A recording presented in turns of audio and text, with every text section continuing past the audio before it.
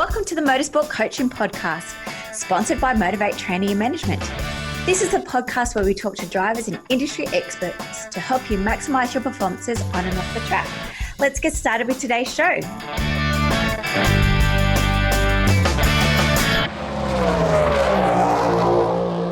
Hi guys, and welcome to episode 55 of the Motorsport Coaching Podcast. I am your host, Belinda Risley, and today I'm joined by Stephén Huneycutt. He is a marketing expert who loves racing with a background in marketing and motorsport sponsorship. Stephén has supported NASCAR Cup teams, FIA Formula E, and top 20 Fortune 500 companies. He is an avid supporter of his oldest daughter's racing program and his youngest daughter's dancing. Stephén puts his family above all else. He enjoys being at the track and coming up with new ideas. He's currently promoting the YABA Bahama charity race, and he would like to get as many tracks to participate as possible. It is a great exercise for young drivers to reach out to potential sponsors and to start conversations and relationships while helping the people in the Bahamas. I'm really excited to bring Stephén's story to you today, guys. I really hope you enjoy it. But before we get started, I do have a review from iTunes. Sorry, guys, I haven't been checking them before I'm recording these because I block the interviews, and sometimes the reviews are written after I've recorded. So I do apologize if you've written a review and I haven't mentioned it so far to date. Anyway, Charlie J. Bullis has written, "Hi Belinda, I've just listened to your episode with Emma and want to say a huge thank you for bringing her story to us and for asking the real grassroots and how do you do it questions. As an inspiring pit reporter myself, it's so wonderful to hear from someone so talented and hardworking to get their true insights and tips. I'm working my way through the rest of your episodes now. Great work." Well, Charlie, thanks to your review, and we do have a lot more, but Emma has announced that you are the winner to spend one day with Emma in 2020 at a racetrack near yourself where she will be working. So please email us at win@motivatetraining.com.au, Charlie, and we'll get that organised for you. So congratulations. Now let's get started with today's show. Welcome, Stephén. Thank you for joining me today. Absolutely. Thank you for having me, Belinda. So I've just found you guys on Instagram, stalking you for the last couple of weeks, and I'm loving your story and what your business is about. Can you tell our listeners what is YABA? Well, so YABA, first of all, is it's an acronym which stands for Youth Athlete Branding Agency, and it kind of came about from my daughter racing. So I have we have a 9-year-old daughter, and she started racing when she was 7, and we moved her up from indoor karting to outdoor karting, and the price point obviously changed, and when it moved up to that, I told my oldest daughter that we're going to have to give equal weight to the sponsorship branding side as much as we do to the equipment and to the coaching side. And she agreed to those terms. And I used my background in NASCAR. I was actually on the partnership commercial side, partnership business development side for sponsors for a NASCAR Cup team. And now I support Formula E, the series here in the U.S. So I've been in the world of motorsport sponsorships for a little over 3 years now, and I've been successful in it. And so I applied that skill set to my daughter. And so it was very common. It was a normal thing for me. I've been in marketing longer than that. I've just been in this motorsports niche now for about 3 years, and applied it to her, and it actually worked out really well. She subsidized 50% of the cost of her racing program, first year in, which has the highest overhead costs, right? So we didn't have anything. We started from scratch. So everything from trailer to cart and everything from so forth. So she was able to cover half of those costs. And it was just because we knew how to approach sponsors and companies and actually start the conversation correctly. And so anyway, all that being said, I'm at the track. I'm talking to all the other parents, and with kart dads, it's kind of a common thing for everybody to be grumbling a little bit about the cost of the sport. And of course, if somebody gets in an accident or something along the lines, you always hear the dads going, it's another $300-400 that we're going to have to spend now extra.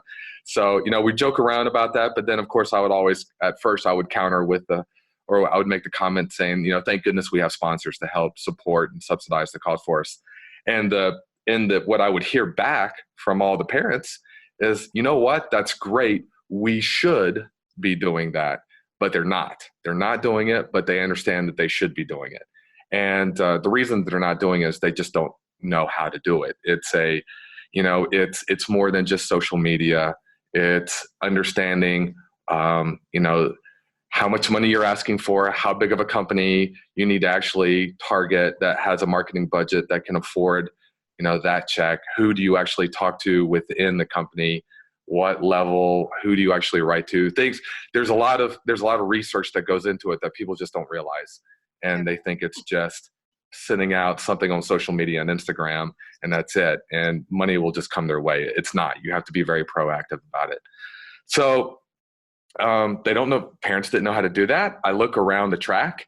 I see that there was a ton of support for the equipment. You don't even have to leave. Our home track is GoPro Motorplex, which is, I don't know if you're familiar with that or not, but I would put that facility up against any other karting track here in the U.S. As far as quality of it is concerned. It was made after Parma, so they scanned Parma, and then it's Disneyland clean, and it's great. So there's a lot of stuff going on there, but you don't even have to leave the track to get a good kart. You can go right next door and spend as much money as you want and get a race-winning kart. And then we also have great coaching at the track. We've got, Ashley Rogero, who was ranked, I think, 7th in the world 2 or 3 years ago. And, she provides great coaching, and we have some other great coaches there. Scott Powers was on the track actually yesterday, I think. Yeah. Day before yesterday. But so we have a lot of good coaching, but there was zero support on the branding and sponsorship side. There was nobody there to teach the parents on how to do this and how to cross that bridge. So we saw the need, and we decided to fill it and started YABA. And it seems to be quite a hit amongst the families so far. Yeah, I love it. As I said to you off air, I was like, yes, I want to talk to you because you're echoing everything that I believe in and that we're trying to achieve over here in Australia. So thank you. I had so many questions that just come out of your little introduction there. I think the first thing is, yes, people don't know how much goes behind sponsorship. Even like last week, we ran an online workshop that was just a 2-hour workshop. And people were just quite overwhelmed by the whole process. And they're like, oh, we didn't realize you had to do so much to get started.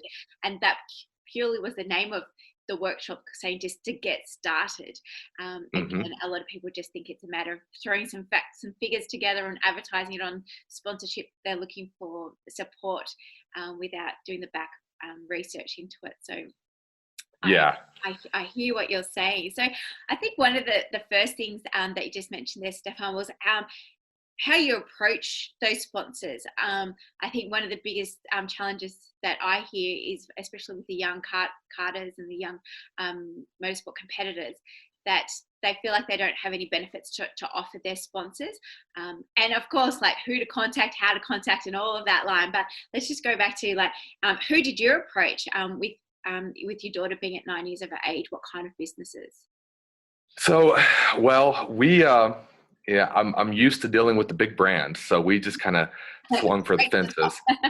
Exactly. So, so not to brag, but we have over a 50% response rate with the outreach that we do with these brands. And the brands that have gotten back to us have been Netflix, Pizza Hut, GoDaddy, Bad Daddy's Burgers, which is kind of more of a U.S. regional fast food or food chain, casual burger joint chain.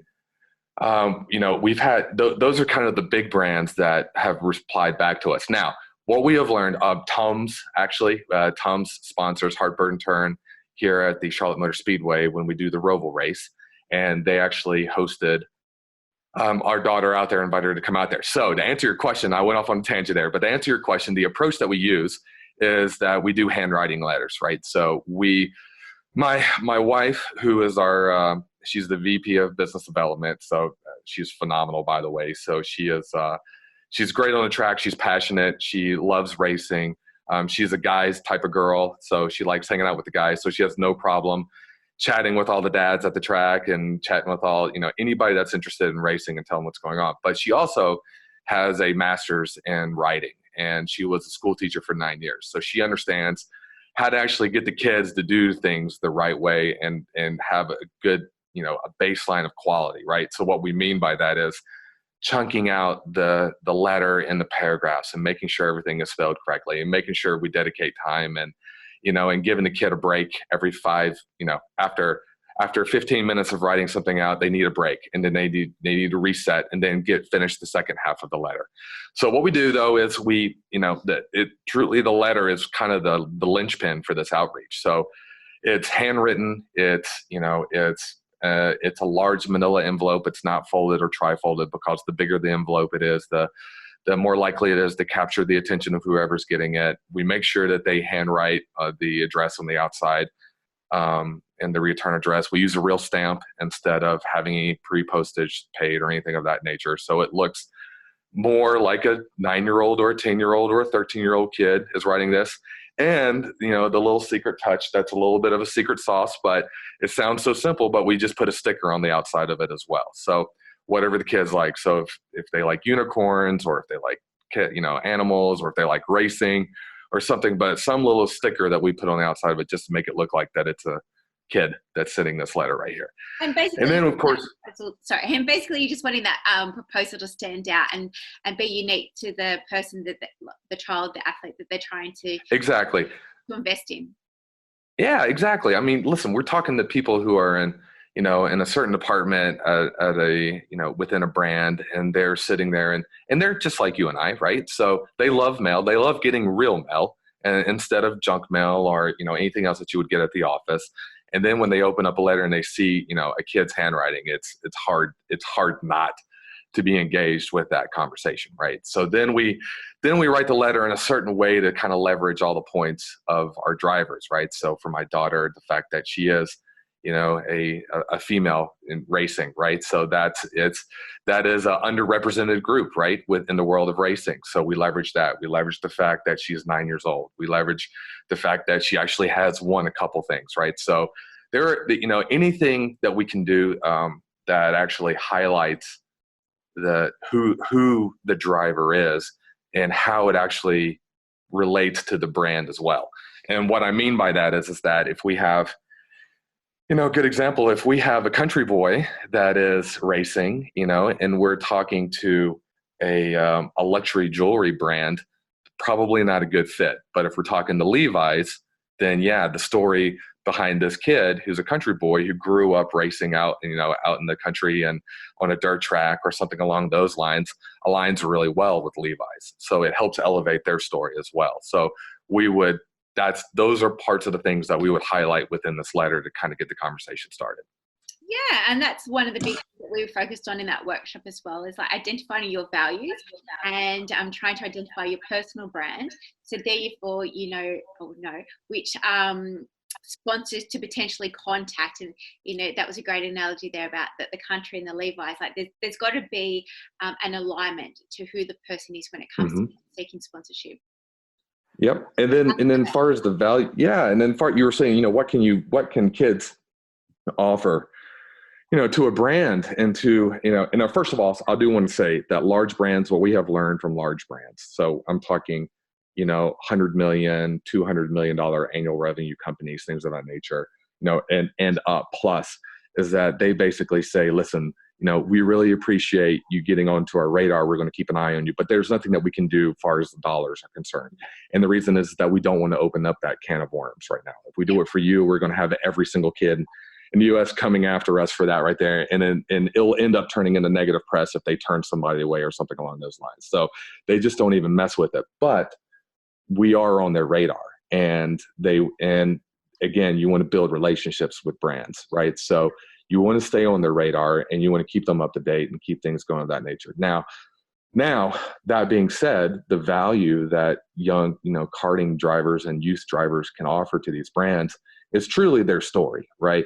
And what I mean by that is that when I worked at a NASCAR team, We had, you have B2B brands that you support, and you have B2C brands that you support. On the B2B side of things, it was more of the assets that we were able to offer them at the size of the organization that we were at the NASCAR level. So, and that would be, tickets to the track, and that would be hosting, using our facilities, things of so forth, doing training sessions and things of that nature. Now, on the B2C side of things, it was more of the IP rights that they would have access to for our drivers, right? And those IP rights really truly just kind of boil down to content that they have, that the brand can leverage and has access to, and that content's distributed over social media channels, right? So there would be a lot of money that would be spent to be able to use the likeness and the face, and be able to use the face of our drivers promoting products or integrating the products into their daily lives and telling that story. So that content can be produced at the youth level as well. And and what it really boils down to is it an engaging story. And it turns out that brands are starting to see and seeing with our drivers that it is an engaging story.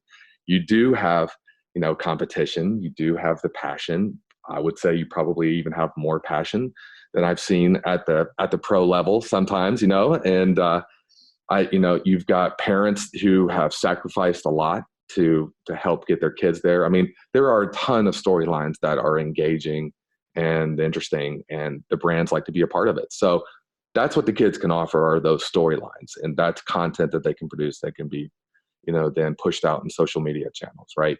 And then if it's a smaller brand, or if it's a smaller company that's within a 30-minute drive to the track, then yeah, you can act like you're a big team and host a brand and do you can do a company building, you can do a team building exercise, you can give out rewards and tickets for contestants, internal contests that HR departments throw all the time, or sales departments throw all the time, and say, listen, we'll give you a fun day at the track where you're hosted by the team.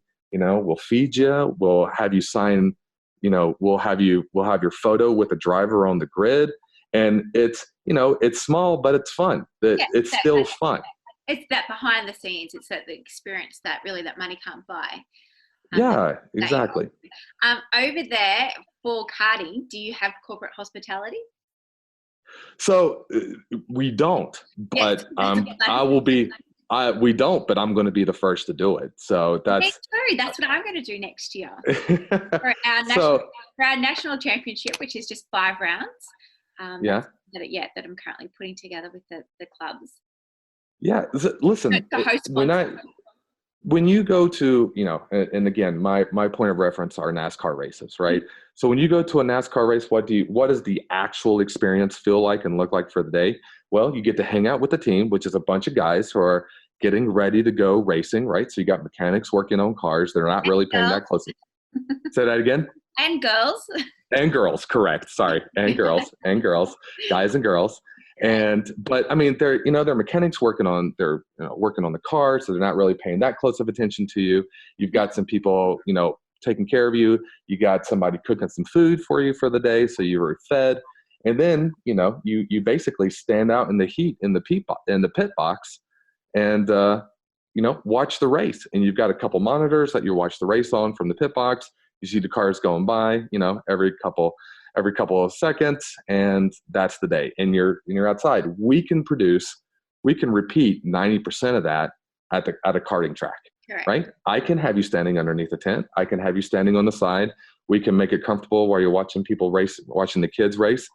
And quite frankly, the racing is just as exciting as it is at the professional level. We have seen kids flip.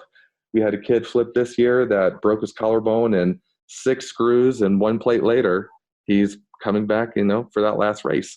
And if you ever want to see drama, see a 10-year-old kid flip his cart and get hurt, and look at the parents and see what the parents are going through. So, I mean, it is, the excitement is there, just like you would see at the highest levels. I agree 100%. And having that offering also helps with the benefits for obtaining sponsors as well. Absolutely. Awesome. So on your Instagram account at the other day or week, you posted something again, which I loved, that stated that a prospective sponsor for one of our drivers told us they didn't care if the driver won and that they're more interested in the online presence of the driver. Are they likable? Are they engaging? Are they good at telling stories? So we just went through the storytelling side of things. On the ad, you had an example of the father sending a sponsorship proposal for his daughter where everything looked good on paper. They started following their social media accounts and the father posted a video of him cursing and berating a person at the track, which was not good press. Nope. And of course, that immediately killed their sponsorship opportunity. They didn't want that brand attached to that person. So companies use sports sponsorships to help elevate their story of their brand. And as a driver, if your story doesn't support theirs, the chance of getting sponsorship is slim to none. Love it. I agree, 100%. It's so simple. And again, I think because we live, eat and breathe this stuff, that we understand that. But I think, again, when people are starting out and they've got no knowledge or understanding about sponsorship, tell us a little bit more about the benefit of having an online presence when it comes to gaining sponsorship.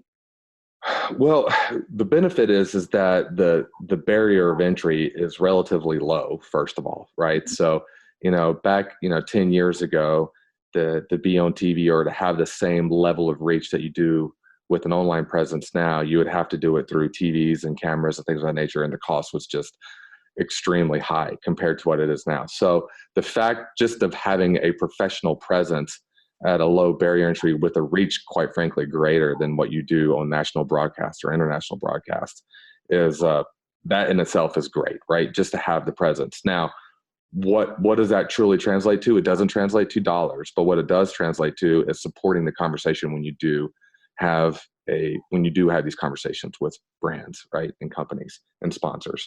So again, the brand wants to hear the story. They want to know what your story is, and they want to see if your story will elevate their story, right? Mm-hmm. So how do you tell your story? Well, you tell it online, and that's part of that conversation right there. I mean, that's really the value of it right there behind. So when people can come see it, and telling the story, the reason telling a story is valuable and to brands and they want to pay you money for it is because they want eyes paying attention to it, right? So if you have an interesting story, you want to capture an audience and you want as many eyes paying attention and agreeing and being, thinking well of you when they hear the story. And brands just want to attach themselves to that. So when they think of you, they want to think of the brand, and it goes along with it. So what does that mean? That means is putting out good content online.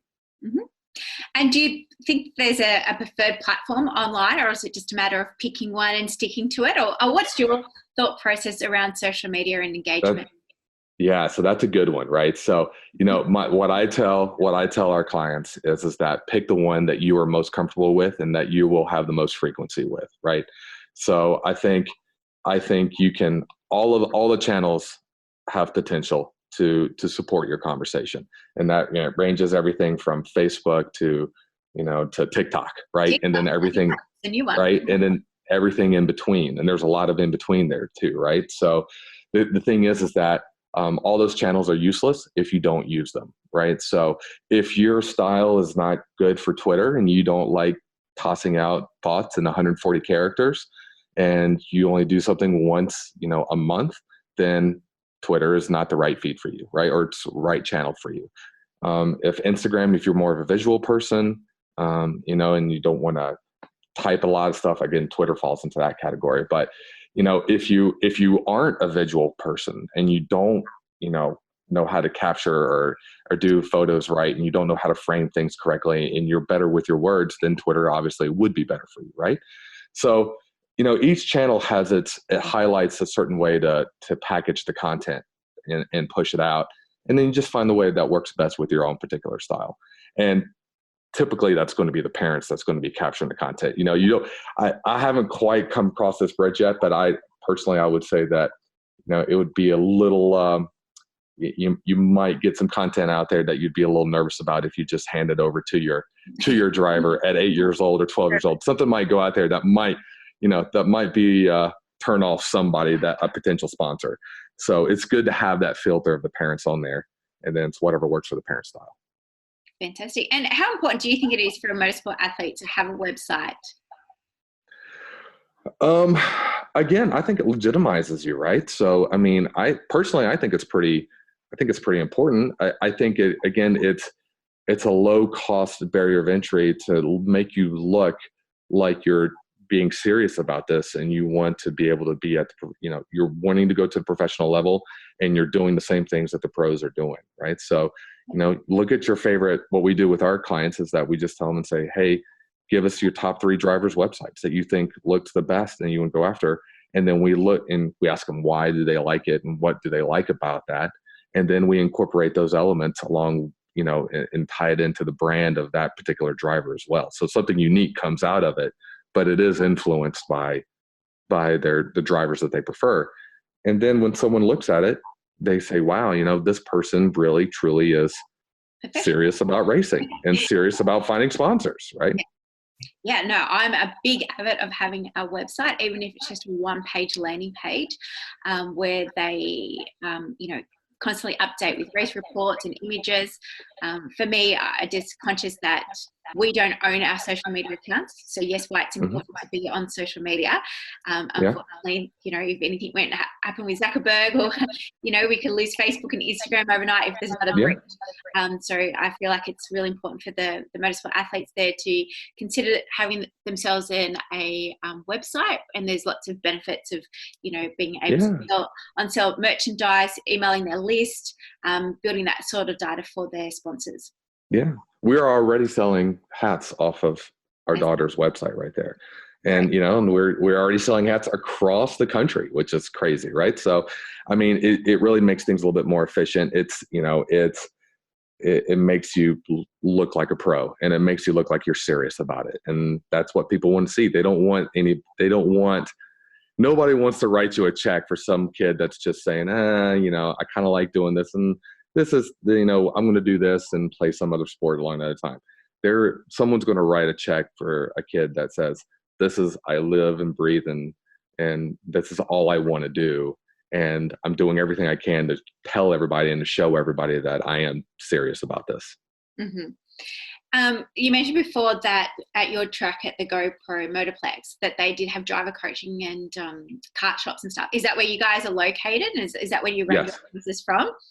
Yes, that's our home track. We are we're based in Charlotte here in North Carolina. So, this is the epicenter. We're the epicenter of NASCAR, and so all the teams are here, and within a 30-minute radius of our office here. And GoPro is the closest karting facility at that highest level that at the level that we want to be racing at. So it's great. And the competition is pretty serious too, because we do have a lot of drivers' kids that compete with our daughter, and we have kids coming in out of state, and up and down the East Coast competing here with us. So it's high level of competition, high level facility, and we're lucky to have this near us. And do the parents come to you asking you to do it for them, or are you educating them more around how they can do it yourself? How does your business run? How's it? So, right. So this is interesting. So, here's what we want to do. We want to be able to provide a high quality service to as many people as we possibly can. Right. So that's advantageous for everyone involved in that equation. Right. So to answer your question, that's a tough one, right? So it's, first of all, what I have seen, and this is just personal experience at the track right here, and this could truly just be based off of Charlotte, North Carolina, and it could change in Miami, it could change in LA, it could change in Atlanta or Indy. This could be region specific, but what I have seen is that a lot of the parents that have their kids involved with this are either, far as work is concerned, they're mechanics or they're engineers, or they're on a corporate side of things, but they're not in marketing. The marketing doesn't seem to be the most predominant background for work for the parents that are there. So what does that mean?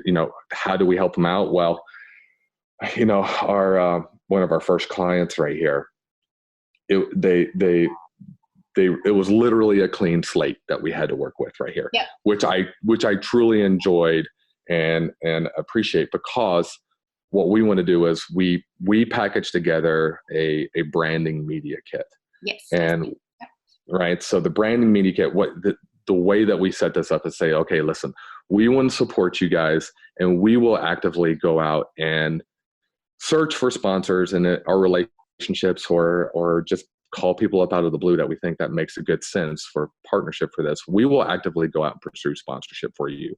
And of course we get a fee based off of that, right? And it's a paid for performance model. So the parents are very happy with that, because, you know, they're not paying anything until we actually provide sponsorship dollars for them. Yeah. However, I cannot call we, anybody on our team cannot call a company up and say, hey, we have this phenomenal driver over here. They're very, very fast. They're winning. We need a check for $10,000. Correct. And that's it. That's not going to work. We need to have assets to support that conversation. Mm-hmm. And what are those assets? Those assets are what we would produce for our clients in the branding media kit.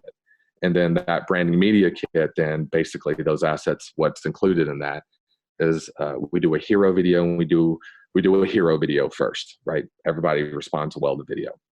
Mm-hmm. And the video is we're using drone footage, we're using chase carts, we're doing front, we're doing lead, and we're doing follow shots, we're doing passing. That's all the on track footage that we capture. We capture a lot of off track footage. We have a shot list that we put together. And then we have a professional video editor that puts it together with sound, and we break it up and we chunk up these videos that work well across certain channels. So you have video. If the video lives well on the website, it's going to be a little bit longer. It's going to tell a little bit of a deeper story. You know, then if you put something on Twitter, or if you put something on TikTok, you only got I think it's less than a minute. That's right. Instagram is less than a minute, right? So we build the clips and tell the stories within those those guidelines that each channel has for you, right? Those restrictions that each channel has for you. So that's the video side of things. And then we will, let's see, what's next after that? After that, it's quite comprehensive, actually. It's a great, it's a full kit, right? So we do the video, then we set up all the social media channels, right? So we will set them all up, and then, there's strategic in how we set those up. So it's not going to be just, username XYZ _12345 We put a little thought, a little strategy behind how we want to go ahead and define the usernames and the photos that we use and things of that nature. And then after we set up the social media channels, we actually write a custom outreach letter for each child that's made specifically that highlights their attributes and highlights what sets them apart from all the other drivers, not just from a competition standpoint, but from who they are as a brand, right? And that's where my wife really kind of comes into play, because again, she has her master's in writing. She really knows how to tell the story phenomenally on paper, and she helps put that together for the drivers. And then after we do that, we put together a professional, like at a high level proposal that you would see at the level, in Formula E or at the NASCAR. It's 80% at the level that you would see at that, because again, we're dealing with, kids. We're dealing with big companies, but it's also coming from an 8 to 13-year-old, a cadet driver, right? So you can't get too crazy with it, because the company, it still needs to feel homegrown. It still needs to feel like it's a homegrown grassroots effort that's putting this in together, right? But we also are trying to walk that line of, we're professional and we're trying to really put out a really strong presence, and we have our shit put together. We have our shit together, right? That's the idea. They want to know that if they write this check, that you will follow through, you will provide a quality of content that they're looking for, and they get a sense of that by all these touch points that we've addressed so far, right? And then at the very end of that, we just wrap all that together into a website, and we make a custom website for them as well that really represents their brand, and they have a lot of input into that, right? So after we do, that's the branding media kit. After we put all those assets together, we literally hand them over to the parents and to the driver, right? We give them, we want to hand it to them and say, here are your usernames, here are your passwords, here's everything that you need, here are your hosting costs, here are the costs that comes along with it. We're not charging anything. We just build it, and then we literally hand it over to them.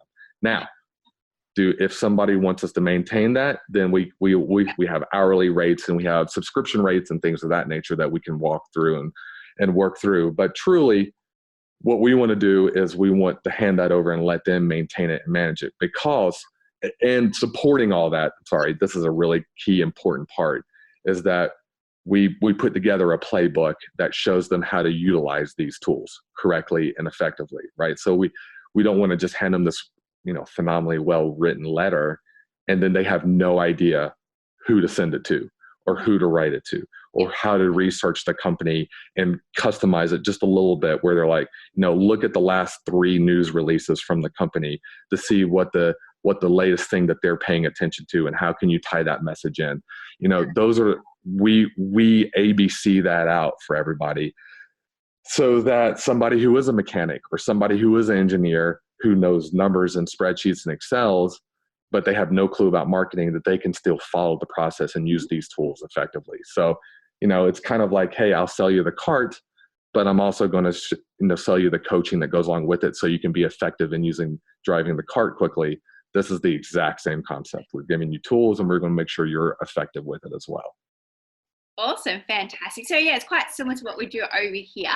We're more like do it yourself, and we educate them, motivate. For me, is always trying to be free as much as possible as an online educational tool. So hence the free podcast, and we've got free blogs and all of that on the website, free Facebook groups that people can get to as well, and try and, sponge in as much information as they can to try and make their own journey successful.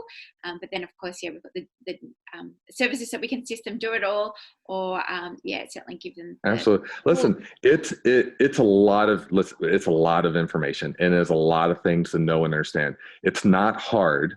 It's just a lot. Right. And again, people don't realize how much goes behind the scenes.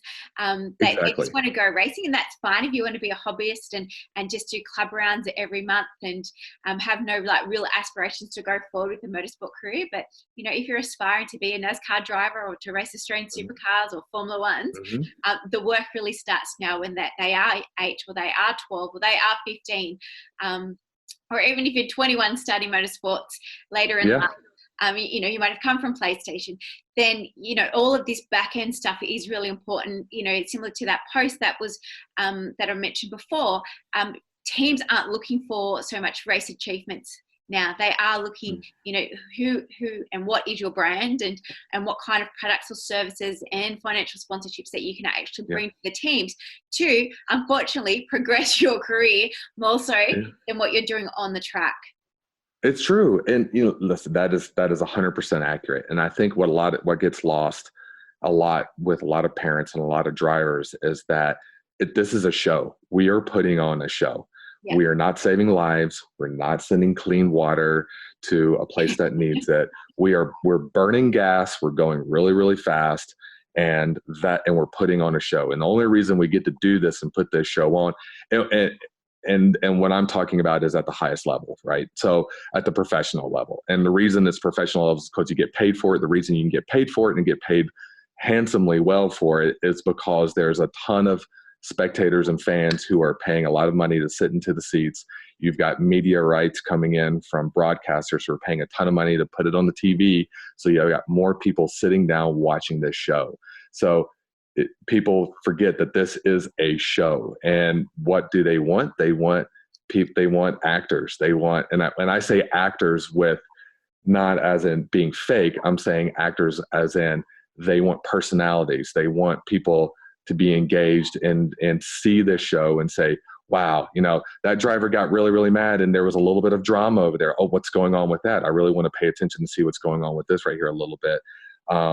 Or did you see that this person overcame and, this obstacle right here, and the car broke down, or,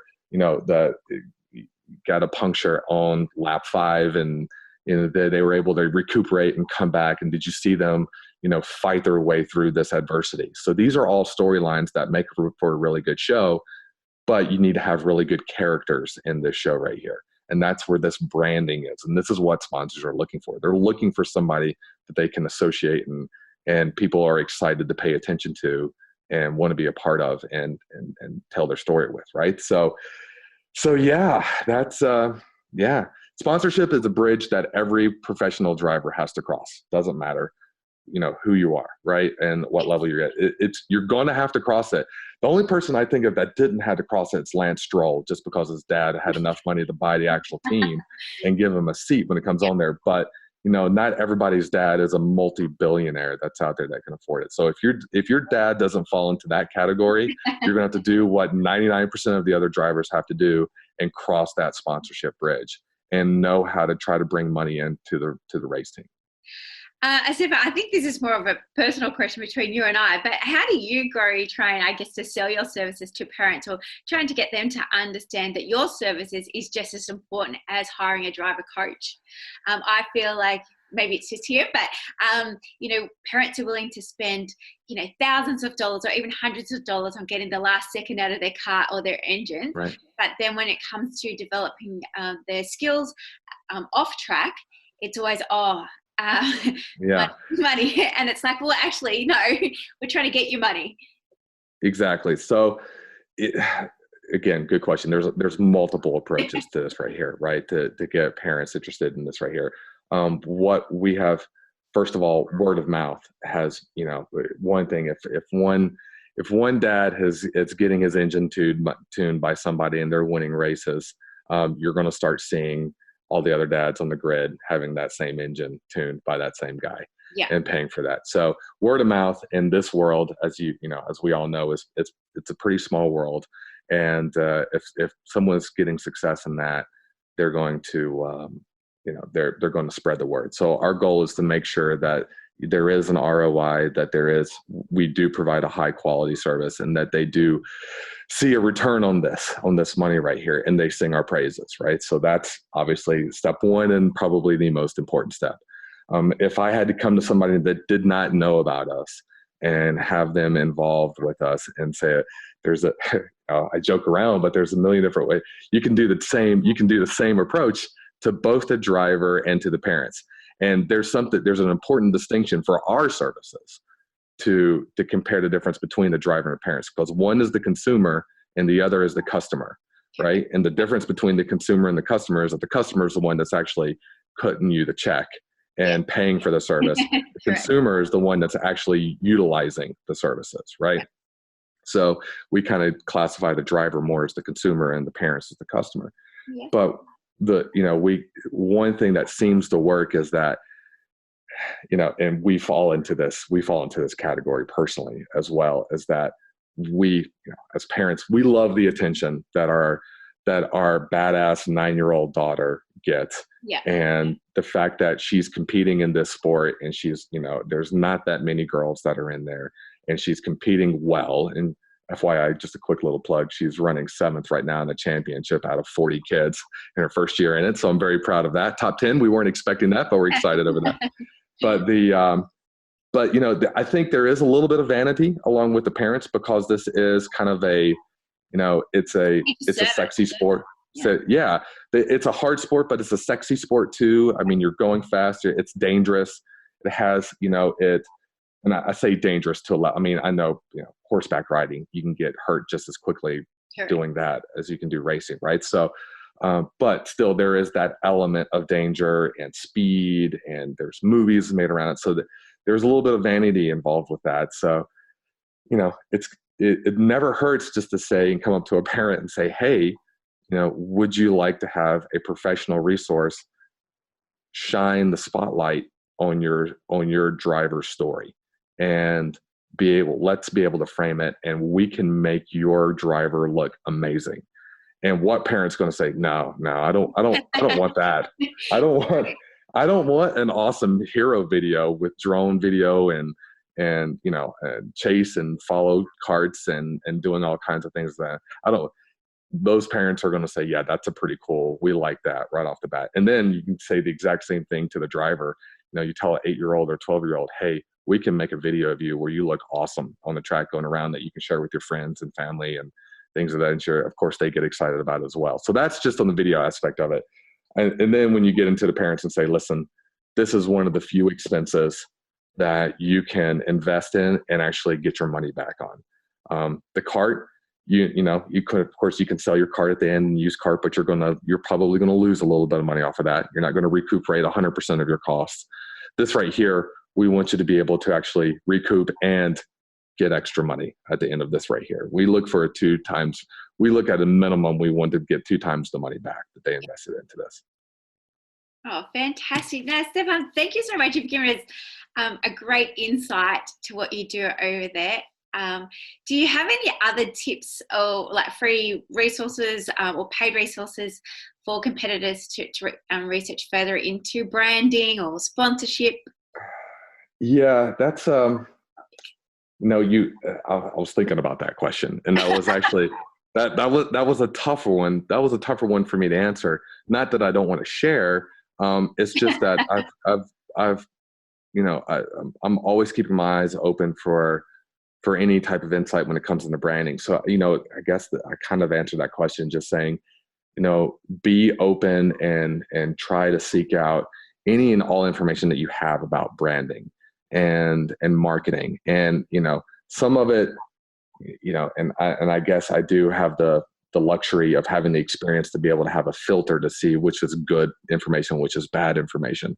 I don't know. Have you ever heard of Gary V? All right. So, if you're in branding and you're marketing, that he's a pretty common name, right? So, Seth Godin, I don't know if you're familiar with him. I got to see him speak live, and I got to speak at the same conference he was speaking at live with. And, so those guys really look at it from the storytelling aspect. And go ahead. No, I was just going to say, I think the moral to this story is, Stephén, that you should write a book. Branding, there is a lot around about motorsports and sponsorship. I know that I'm working on a book at the moment. It's around about, motorsport is a business and about how to get started and, with fitness, nutrition, more of the holistic, the whole encompass. But with you, I think you could do one about branding, the importance of... Yeah, right. Well, maybe one day. Right now, I'm having a lot of fun doing what we're doing right now. Yeah. So it's, I got to tell you, the thing that excites me the most about YABA, and let's also, I don't want to give the impression that YABA's been around for ages, right? This is a new endeavor that started with us because this is our first season that we had. December 7th is the last race that we have for our daughter this season. So we started in February. So I didn't see the need until halfway through the season, because the first part of the season, I'm just trying to figure out how to keep her being competitive and keep her on the track. I'm just doing the tuning part, the dad that's just trying to get things going, right? So once I finally got my feet underneath me on that aspect of things right there, and I had a chance to actually talk to the parents and understand what was going on with it, is when I actually realized that there was a need here from the parent side of things, or from the sponsorship side of things. So the business is relatively new when it comes to that. And oh gosh, I just went off so far on a tangent right there. I forgot what the original question was right there. No, the book. No, what I'm most excited about is that, our clients and the drivers that we're going to be helping out here, we're truly going to help them out in their career. Right. So, this will help elevate them to a higher level than they would have not gotten to without our services, right? And hopefully we sharpen the saw and we get them to the point where they're comfortable with this, and they get to the point where they are already a step at the game, one step ahead of the game when they move up to the next levels when it comes to sponsorships, that it is easier for them and they are successful. And I cannot wait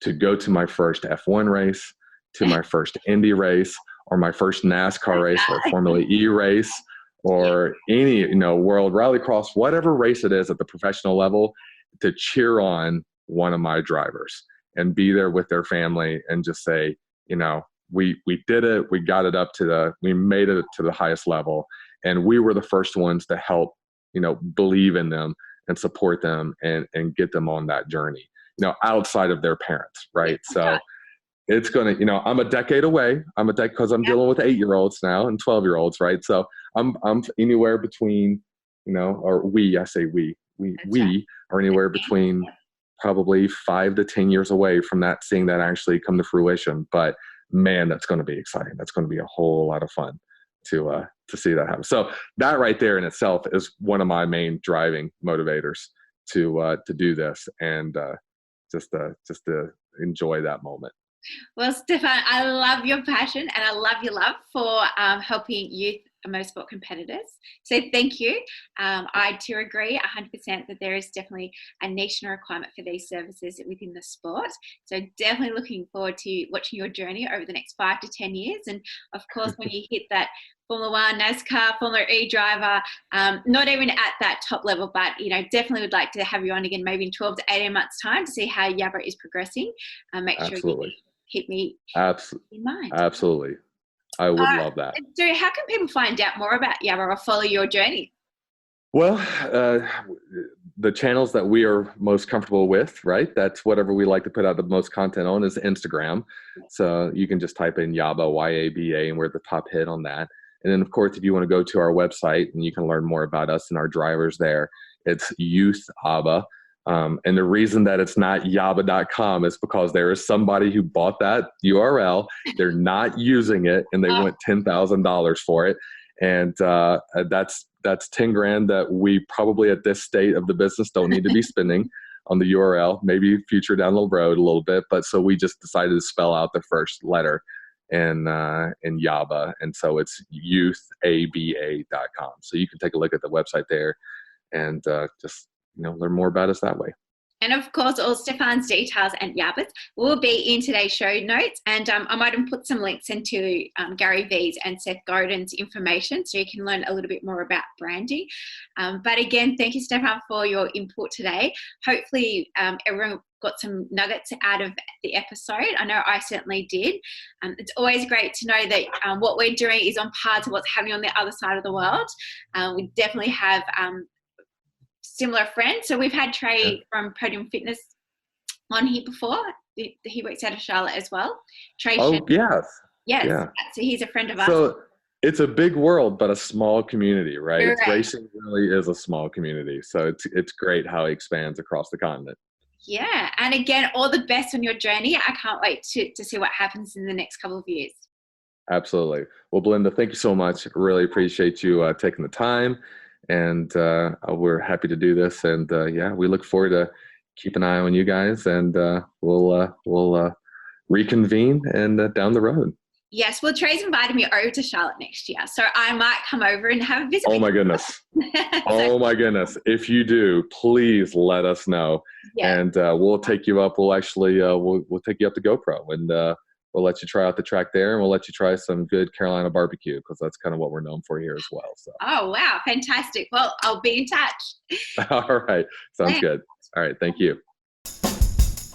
Well, thanks everyone for listening to this week's show. I really hope you enjoyed that one as much as I did. Now, remember, all the show notes with the links and the specials mentioned in today's show are available over at motivatetraining.com.au. If you haven't already, I'd really appreciate it if you could head to iTunes or Stitcher, type in Motorsport Coaching, subscribe, and leave us a review. Each week, I'll read them out, and you'll go into monthly draw to win a fantastic prize. If you have any questions or comments, please email us at motivatetraining.com.au or head over to our Facebook page at Motivate to Tea.